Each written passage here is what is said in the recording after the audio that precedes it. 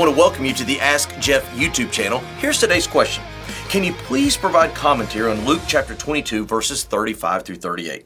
Was Jesus referring to an actual sword, or was he advising his disciples to prepare for spiritual warfare? Of course, spiritual warfare would be somewhat of an allegorical approach to that passage, where basically he speaks about the time where a sword will be needed, and then immediately after the Garden of Gethsemane, he tells Peter to put up his sword. It's somewhat confounding, somewhat confusing, like what's happening here?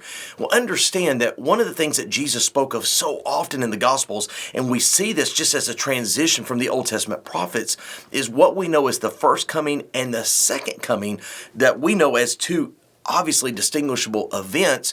He oftentimes spoke of maybe in one sentence with a semicolon in between. By the way, the book of Daniel chapter 9 is a great example here where one semicolon literally separates what we know as the first and the second coming. And he spoke of the need of a sword, and then he said to put the sword up. He was saying that one day, literally in Revelation 19, when we come back with him, what we know is the second coming, it says that we are behind him and there are swords that are being utilized. It is, unfortunately, a violent event for those that have rejected the message and the person of Jesus Christ. Unfortunately, Peter did oftentimes what the Pharisees and what you and I do when we read scripture or hear from God, is we hear these passages and we think that we are to enact, that we are to pull the sword today and not wait for his leadership in the day ahead.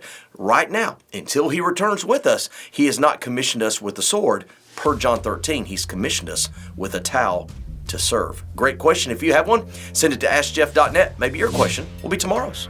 Thanks for being a part of today's daily question. Now, we answer a question each and every day. Please feel free to submit a new question at AskJeff.net. We may not have gotten to yours today, but we eventually will continue to be a part of this. Subscribe so you don't miss out on a question every day.